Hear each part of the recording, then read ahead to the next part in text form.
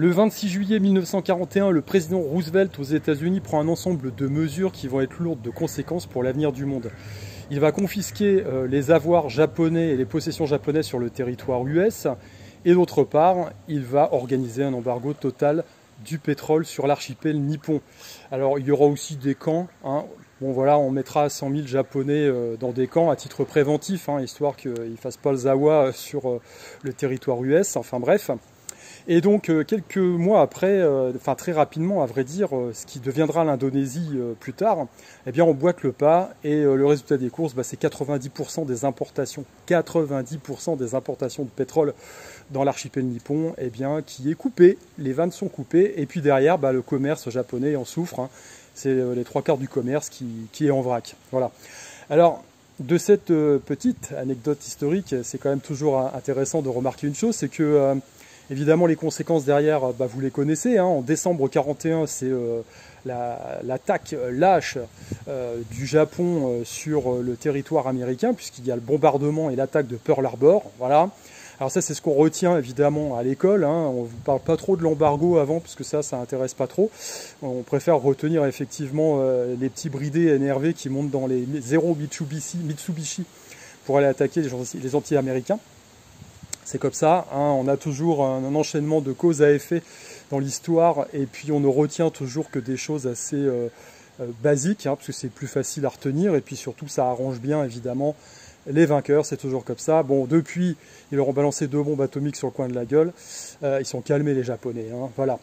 Mais bon, il y a quand même évidemment un certain nombre de leçons à tirer de tout ça. La première, c'est qu'effectivement, bien la propagande est partout et de tout temps, hein, voilà. Alors ça, c'est un peu l'apanage des gouvernements entre guillemets démocratiques. Dans les gouvernements totalitaires, on ne s'embarrasse pas de ce genre de conneries, hein, voilà. En démocratie, c'est un peu différent. On va utiliser les faux semblants, la manipulation, l'hypocrisie, enfin, vous savez, vous connaissez, hein. Et voilà. Alors après, il y a eu quand même un petit peu de... Ça a évolué tout ça, hein, puisque voilà, je rappelle que dans les années 80, c'était un petit peu encore à l'ancienne en France, hein, il y avait des gens qui étaient suicidés, il y avait des mourus, comme disait Pierre Jovanovic. Bref. Donc la première remarque, c'est celle-là. La seconde remarque, c'est qu'effectivement, l'énergie, eh bien, comme le dit Charles Gave, l'économie, c'est de l'énergie transformée. Donc quand vous coupez les vannes, eh bien, derrière, c'est la merde, c'est la mort. Voilà, pour un pays, c'est la mort. Alors évidemment, on va dire un pays normalement constitué à l'époque ne pouvait qu'entrer en guerre, hein, c'est clair et net. Aujourd'hui, c'est un petit peu différent parce que effectivement, on voit on peut observer ce qui se passe en Europe, on ne comprend pas trop, à vrai dire, hein. Enfin, on sait de toute façon, voilà, le système financier, il est en train de se casser la gueule depuis un moment. Déjà, j'en avais déjà parlé. On a eu une période d'interruption avec le Coco Circus. Ah tiens, c'est tombé du ciel comme ça. Bref, de façon opportune. Et puis là, ça reprend de plus belle, hein. Vous avez remarqué, hein, l'inflation. Enfin, c'est assez rock'n'roll. Donc, comme l'Empire commence à battre de l'aile un petit peu, eh bien, il va bouffer un petit peu ses enfants, hein. C'est vrai que les vassaux, donc notamment européens, bah, voilà, à la botte, hein. Avant de disparaître, on fera disparaître les autres. Et puis derrière, évidemment, on a intérêt à avoir une bonne guerre, puisque une bonne guerre, bah, ça relance l'économie, c'est toujours le même truc, hein. C'était déjà le cas dans les années 40, bah, c'est aussi le cas toujours au XXIe siècle. Bref, on en est là. Donc aujourd'hui, eh bien, on a une escalade du conflit, hein, on ne peut pas dire autre chose, ça ne fait que escalader. Alors évidemment, vous savez, hein, que le président Poutine a organisé une mobilisation des réservistes et puis des jeunes. Voilà, donc il n'avait pas... moi, ce que j'observe, c'est qu'il va envoyer les fonds de tiroir là-bas, hein, parce que la force de frappe, bien, il la garde. Donc ça veut dire qu'il en garde sous la pédale pour la suite, ce qui n'est pas forcément très très bon. Évidemment, avec les territoires du sud de l'Ukraine qui sont intégrés maintenant au niveau de la Fédération de Russie, et bien vu la doctrine militaire russe, il y a la possibilité, et il se réserve la possibilité d'envoyer des frappes nucléaires ponctuelles, des petits trucs, hein, pas Hiroshima. Mais bref, quand on commence comme ça, on ne sait pas où ça s'arrête. Donc voilà, et puis on a évidemment du côté occidental, eh bien, les gouvernements les plus... Je ne vais pas dire incompétents, parce que pour moi, ils ne sont pas incompétents. Les sous-fifres, oui, mais ceux qui sont au-dessus, qui organisent tout ce bordel, ne sont pas incompétents. Ce sont une bande d'enfoirés, ce sont des traîtres à leur peuple, très clairement, qui depuis des décennies ne font que détruire ce qui constitue le socle de notre civilisation. Et ce sont des traîtres à leur peuple, tout simplement, donc ils organisent ce bordel. Voilà, la paix, on aurait pu l'avoir depuis un moment, mais ils n'y ont pas intérêt. très clairement. Alors l'idée, c'est évidemment de conserver le bousin un petit peu sous contrôle quand même, hein. Voilà, il faut pas complètement lâcher les watts, parce que au final, pour l'instant, même si Elon Musk travaille à envoyer l'élite dans une autre galaxie, on n'a qu'une Terre jusqu'à présent. Donc si on fait tout péter, même eux seront un petit peu dans la merde, hein. Vivre sous terre, même dans des palaces, c'est quand même pas terrible. Donc ils ont intérêt quand même à essayer de garder le truc un petit peu sous contrôle, ce qui est problématique, parce qu'en face, si vous voulez, on a quand même les Slaves, on a quand même Poutine, et puis là, très clairement, quand on écoute les discours, et les derniers discours notamment du président Poutine, on voit bien qu'il a tout compris, hein. Voilà, donc on a une guerre de civilisation, très clairement. Et puis en face, c'est-à-dire de notre côté, du côté occidental, qu'est-ce qu'on a? On a des satanistes. Voilà, alors au sens symbolique du terme, hein. Je ne sais pas s'ils mangent des enfants ou s'ils se nourrissent du sang et puis peut-être qu'ils ont passé un pacte avec le diable, je n'en sais rien, je ne fais pas partie de ces cercles, mais au sens symbolique du terme, le satanisme, c'est tout à l'envers. Donc vous prenez un peu le message du christianisme, vous mettez tout à l'envers et puis vous obtenez ce qu'on obtient aujourd'hui. Voilà, donc grosso modo, les gens qui nous emmènent dans ce cirque-là ont tout détruit, hein. Ils ont détruit les bases de la famille, ils ont détruit les bases de ce qui faisait la reproduction de l'espèce, puisque maintenant, je rappelle qu'il n'y a plus de genres, hein. Si vous regardez un petit peu sur Wikipédia, il y en a 250 000, parce qu'on peut être un homme, une chaise, une table, éventuellement, une femme, le mélange des deux, voire un escargot, hermaphrodite si vous voulez. Ça devient du délire. Alors ça, c'est évidemment, encore une fois, du satanisme, hein. Pourquoi? Parce que chacun fait ce qu'il veut de ses fesses, on est bien d'accord, mais quand on prend une exception et puis qu'on veut la transformer et en faire la règle générale, là il y a un souci, parce qu'on s'éloigne évidemment des lois naturelles, hein. Et donc ça, c'est pas bon du tout. Voilà, donc on a affaire à des gens, et ce sont nos leaders, entre guillemets, hein, qui ont détruit la famille, qui ont détruit ce qui faisait la reproduction de l'espèce, la nature même de l'espèce, qui ont détruit notre civilisation énergétique, hein.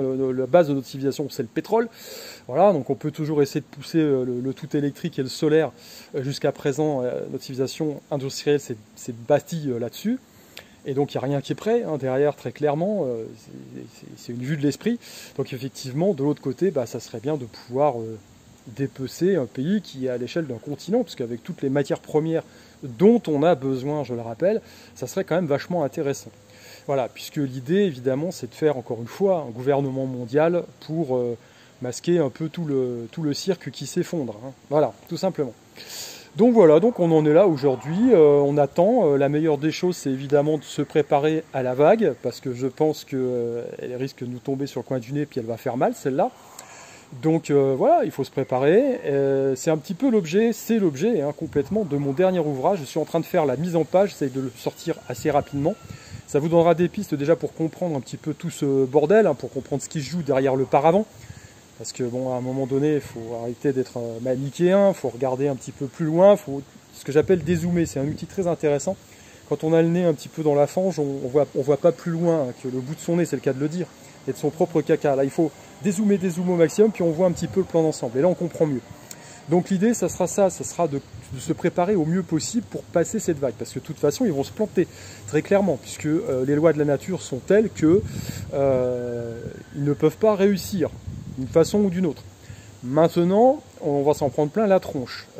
Voilà, c'est clair et net. Alors même si on ne se prend pas une bombe sur le coin du nez, déjà vous allez commencer à sentir que ça pique, hein, très clairement. Voilà, donc c'est l'objet de mon prochain bouquin, puisque bon, l'idée c'est évidemment de rester calé, et puis de savoir à qui on a affaire, hein. Il y a un changement qui s'opère, hein. On voit, il y a beaucoup de jeunes, évidemment, en Russie, qui n'ont pas envie d'aller à la guerre, ça se comprend, ils n'ont pas envie de servir de chair à canon sur le territoire ukrainien, c'est compréhensible, mais alors je vous laisse imaginer en zone européenne et en zone occidentale, parce que alors là, c'est même pas la peine, hein. Je veux dire, qu'est-ce qu'il y aurait? Peut-être quelques patriotes qui n'auront encore rien compris au film, qui voudraient défendre la France derrière une bande de traîtres, satanistes. Ça fait pas lourd, hein, parce que la masse des gens, bon voilà, ils sont plus calés du tout, donc c'est terminé. Donc non, il faut effectivement se préparer à prendre la vague, tout simplement. Et encore une fois, comme je le dis, il faut vraiment comprendre, parce qu'il y a des choses à faire, il y a des choses à mettre en place, que ce soit au niveau personnel en termes de sécurité, que ce soit au niveau financier, parce que sans les finances, vous ne faites rien. Et puis surtout dans sa tête, il y a des choses à faire qui sont importantes, puisque cette guerre, elle est spirituelle, j'arrête pas de le dire. Maintenant, on n'est pas sur de la spiritualité de bisounours, hein. Non, non, je parle de choses très factuelles, très concrètes. Il faut rester calé. On l'a bien vu là dans les 2 ans qui se sont écoulés, les gens qui n'étaient pas calés. Alors il y en a qui effectivement jouent des gros bras, etc. Puis au final se couchent très rapidement. Hein. Donc on a des surprises, mais comme toujours dans ces cas-là. Hein. Donc voilà, c'est pour ça qu'il faut être calé. Il faut vraiment pas se laisser faire, parce que de toute façon, il n'y en a que 2 alternatives. Hein. La première, c'est une société de contrôle total dans lequel l'humain n'est plus l'humain. Hein. C'est le truc cher à nos, comment dire, nos young global leaders, hein, derrière Klaus Schwab. Voilà, donc ça n'a plus d'intérêt. Hein. Si vous êtes juste un tube digestif et que vous ne prenez plus les leçons liées à notre incarnation sur Terre, ça n'a plus aucun intérêt, strictement aucun intérêt. Donc c'est pour ça que je dis de toute façon ils ne gagneront pas. Mais bon, c'est une alternative. Et la seconde, c'est peut-être un monde multipolaire dans lequel on a la possibilité de s'épanouir. Et puis un monde qui respecte l'humain et la spiritualité de l'être humain. Je veux dire, on n'est pas que des tubes digestifs, on n'est pas que des consommateurs. On n'est pas, voilà, je veux dire, on est tous pareils, on est tous là en croquet quand même. Je veux dire, j'ai fait une vidéo où je parlais de soumission. On est tous plus ou moins soumis, c'est évident. Hein. Mais il y a quand même un curseur. Voilà. Moi, dernièrement, dans ma boîte aux lettres, là, à Plovdiv, je trouve encore une missive pour payer un reliquat de taxe foncière de la maison de mon père. Voilà. Ça fait 2 ans qu'il est décédé. Enfin, je veux dire, donc qu'est-ce qu'on fait? On paye et puis voilà, mais c'est du racket, c'est du parasitisme, c'est tout ce que vous voulez, c'est comme ça. Donc pour avoir la paix, effectivement, mais bon, comme je le dis, jusqu'à un certain point, il y a un moment où il ne faut pas pousser le bouchon, il faut savoir vraiment mettre les limites. Moi perso, je les ai atteintes avec ce qui s'est passé depuis 2 ans, donc je suis encore prêt à faire des concessions comme ça, mais derrière, c'est la sécession, mes amis. Hein. Et donc, ce qui dit sécession dit il faut quand même se garantir et se donner les moyens de pouvoir agir aussi derrière. Voilà, on ne va pas se laisser faire par cette bande d'enflures, très clairement. Voilà, bah écoutez, je vous tiens au courant au fur et à mesure. Hein. Je pense que cette lecture, pour certains, sera très instructive, du moins je l'espère. Et puis, c'est que le début. Hein. Voilà, c'est que le début. On a passé le hors-d'œuvre. Allez, restez calés. Je vous dis à plus. Ciao.